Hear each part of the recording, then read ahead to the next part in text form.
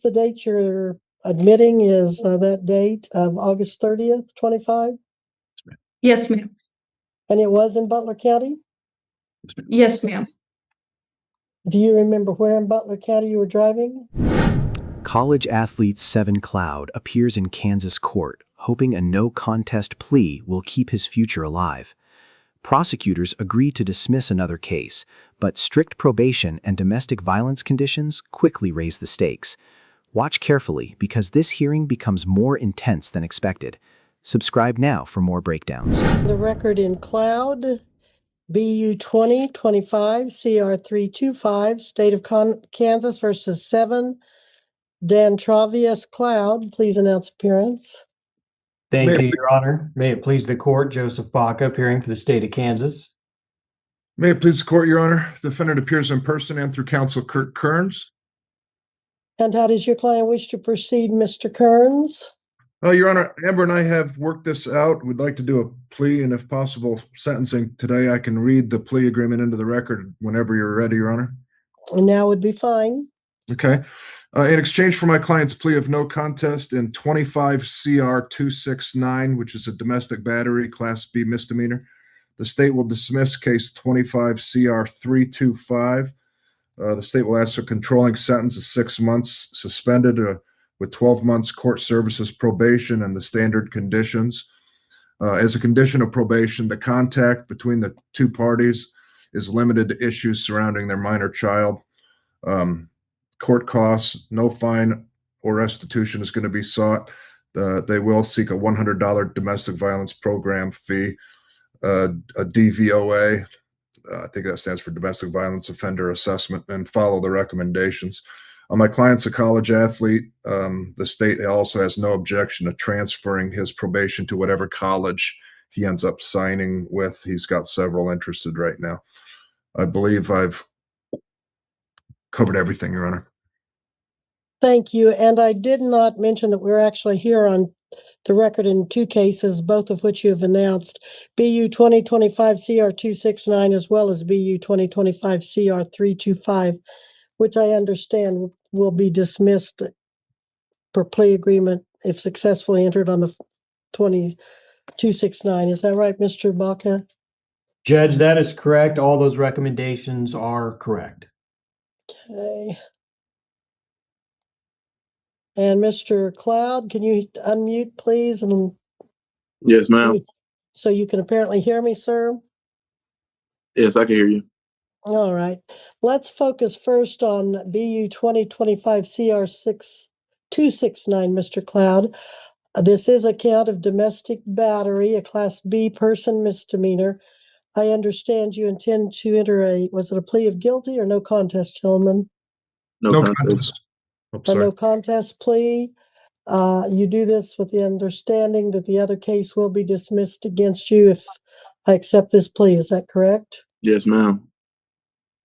Very well. By pleading no contest, are you telling me you do not wish to admit this charge of domestic violence, but you don't want to plead not guilty and take it to trial? Is that correct? Yes, ma'am.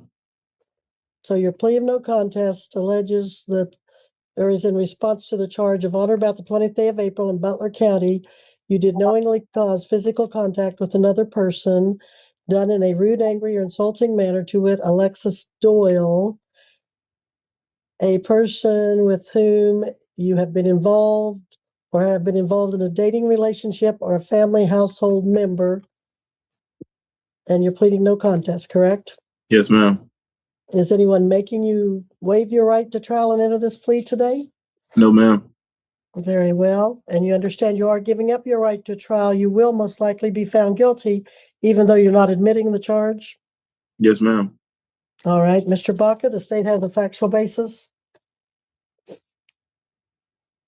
Yes, Your Honor. If we were to proceed to trial, the state would show that on April 20th of 2025 at a location in Butler County, Kansas, the defendant did knowingly cause physical contact with another person, that being Alexis Doyle. That contact was done in a rude, angry, or insulting manner, And at that time, the defendant was involved in a dating relationship with Alexis Doyle. Based on the defendant's no contest plea, which I find to have been knowingly and voluntarily made, and the factual basis supplied by the state to the charge and the plea, I do find the defendant, 7 Cloud, guilty of domestic battery, a Class B person misdemeanor in case 25 CR 269. Pursuant to the plea agreement, I find I dismiss on motion of the state for plea agreement the remaining case. At this time, we will proceed with sentencing. Mr. Cloud, your sentence will be 6 months suspended jail sentence. Where did you go, Mr. Cloud? Did you disappear on me here? No. Mr. Cloud, are you still with me somewhere here?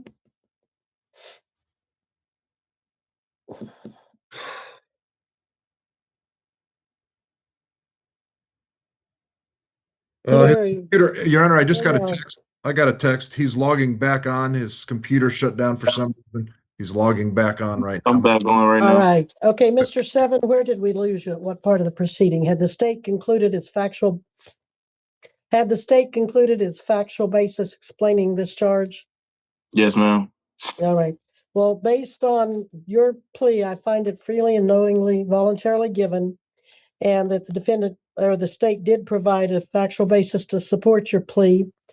I am finding you guilty, and I am prepared to pronounce your sentence. Are you ready at this time? Yes, ma'am.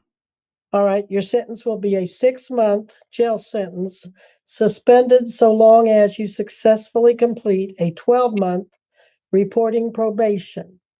That means for 12 months, not only are you on probation, but for 12 months, you must report to your probation supervisor. The first order of your probation is to take down their number and call them as soon as this hearing is over. You have your pencil and paper ready? Yes, ma'am, I do. All right. Their number is 316-322-4153. Call, give them your name and your case, and tell them you're reporting for probation. The probation will include all standard conditions. There will not be a fine, but you will have $158 court costs and a $100 domestic violence fee to pay. And you'll need to pay a $60 probation supervision fee. I will let you pay that at the rate to be determined between you and your probation officer. I understand you are a student, and that makes money a little less predictably consistent as if you had a paying job, perhaps. At this moment, the judge focuses heavily on communication restrictions between Seven Cloud and Alexis Doyle. Because they share a young child, total no contact becomes impossible. Instead, every conversation must stay strictly about parenting and legal obligations. Do you think those boundaries realistically prevent future conflict between them both?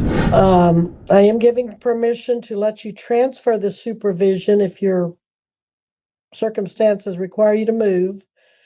But if you move out of state, or even if you move from county to county, you must coordinate that through your probation officer. Yes, ma'am. Make sure they know before you go, make sure they approve it, and they will have to transfer your probation either under the interstate compact laws or whatever they have going on from county to county. So you can't just pack up and move. That's a violation of your probation, even if you have a scholarship to do it. Yes, ma'am. And make sure you get scheduled within, I would say within 14 days, you need to be on the phone scheduling what is called a domestic violence offender assessment. Your attorney has talked about that already. You must pay the costs for that, and whatever it recommends, you must do. Yes, ma'am.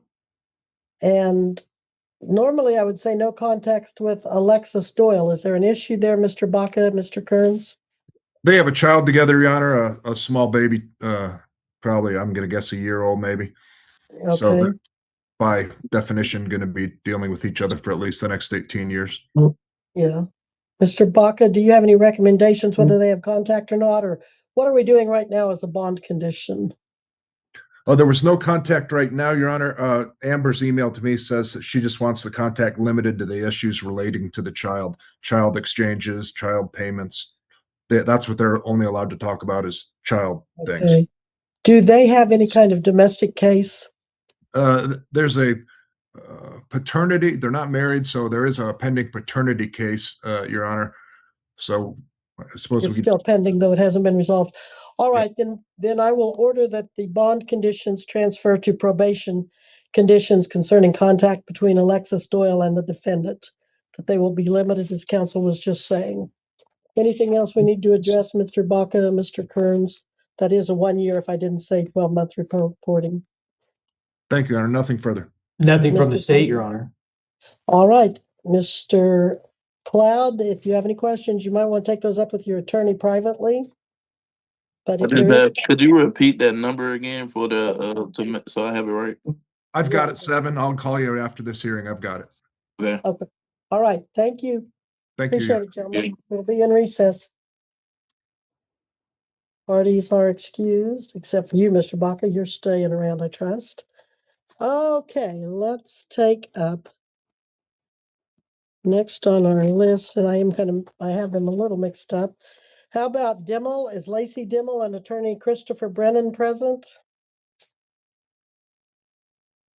On the Judge, record, we are present. I have Ms. Dimmel in my office with me. I'm sorry. no problem. We are on the record in BU 2025 TR 2066, State of Kansas versus Lacey Ann Dimmel. Please announce appearances. Thank you, Your Honor. May it please the court, Joseph Baca appearing for the state of Kansas. May it please the court, defendant appears via Zoom video with counsel Christopher Brennan. And how does she wish to proceed today, Mr. Brennan? Judge, we have ready to proceed with plea and sentencing if the court's inclined. We have a plea agreement worked out with the state. Do I have an alcohol and drug evaluation already? Judge, you should. I contacted Mr. Sweeney last week, and he had received it. I had checked with Assessment Services, which is a provider here in Kansas City, and they indicated they had forwarded one to the court. I have a copy that I can get to the court if it doesn't have one. Well, let's check with the clerk. Have you provided that, clerk? Have you received it? Your Honor, excuse me, but what are you asking if I received again? The alcohol and drug evaluation for Lacey Dimmel, Dimmel. Did he send it via email? Well, the facility allegedly sent it. Yeah, That's it would have been from Assessment Services. Mr. Sweeney has his copy. I know that.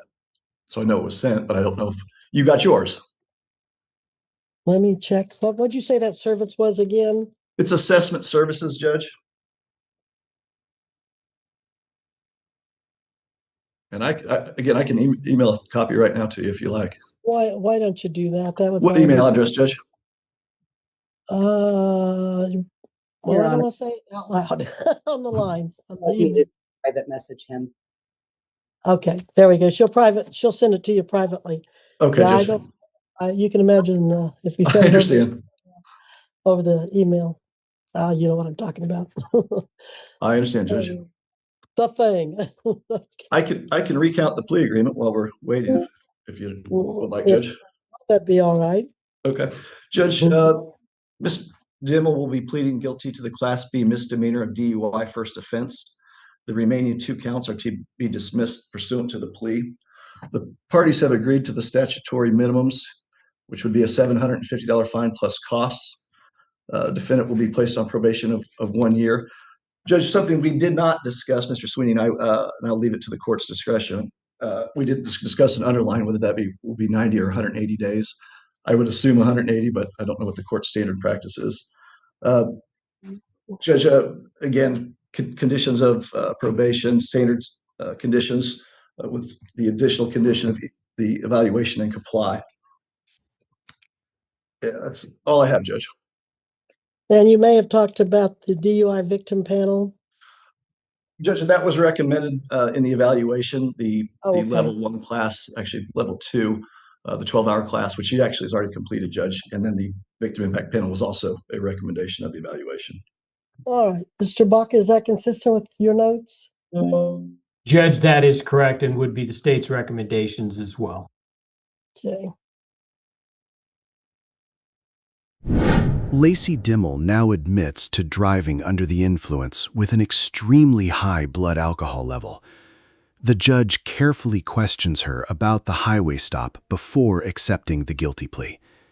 Even with dismissed charges, mandatory treatment classes, probation reporting, and strict supervision prove this DUI case carries long-term consequences. Judge, excuse me, I'll get that email to you now. Oh, okay. I was looking to see if I had it yet. Okay. All right. So Miss Dimmel is where? She's in your right here, office? Judge. All right. Miss Dimmel, can you hear me okay? Yes, ma'am. How do you plead to count 1, driving under the influence of alcohol or drugs or a combination thereof? Guilty. By pleading guilty, you're admitting that you did drive under the influence? Yes, ma'am. Is anyone making you enter this plea today by any threats or promises other than the plea agreement? No, ma'am.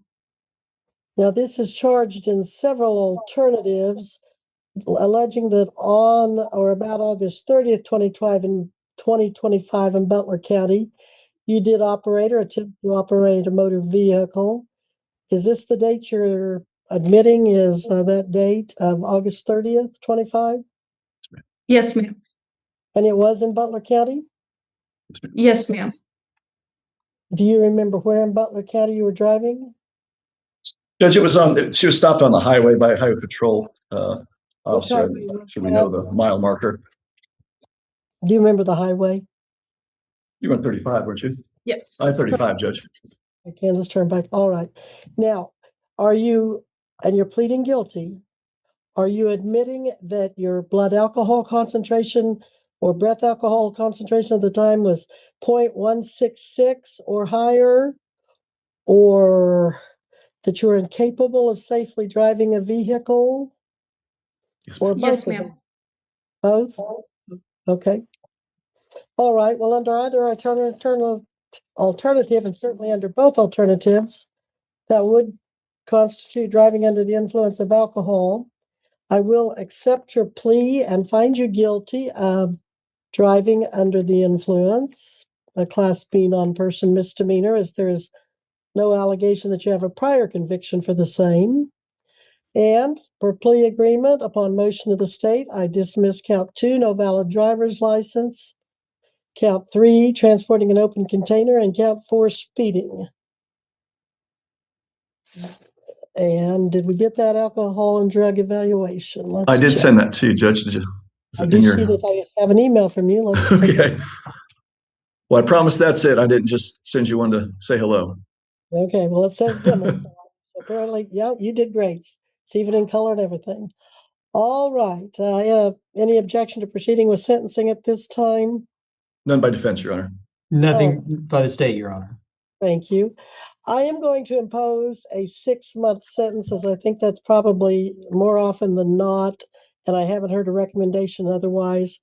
6-month suspended sentence, but Ms. Dimmel, the probation for that will be 1 year.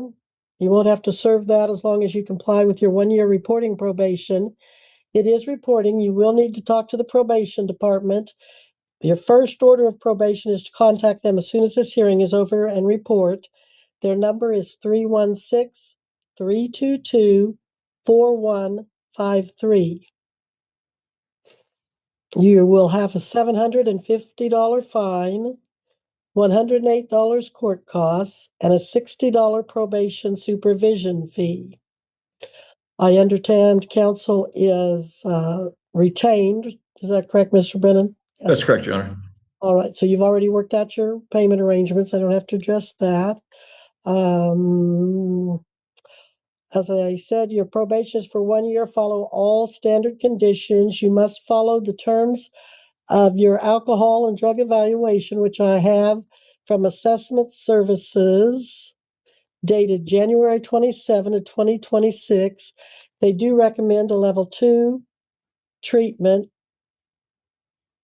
for AD. No, they recommend a level 2 and with ADIS. I'm confused by the way they've marked that. Is that what they're saying here, counsel? Yes, it's Under summary it's 12 hours of total of counseling, which she has completed. It's the 8-hour ADS with an additional 4 hours the following weekend. I believe the provider felt the elevated BAC warranted the additional 4 hours. Yes, and I see where the evaluator did spell that out under the recommendation sections in addition to just marking the boxes at the beginning. So you are ordered to attend a 12-hour level 2 alcohol and drug information school and a 2-hour DUI victim impact panel. And if you're already in those, you'll need to sign releases, whether you're in them now or later.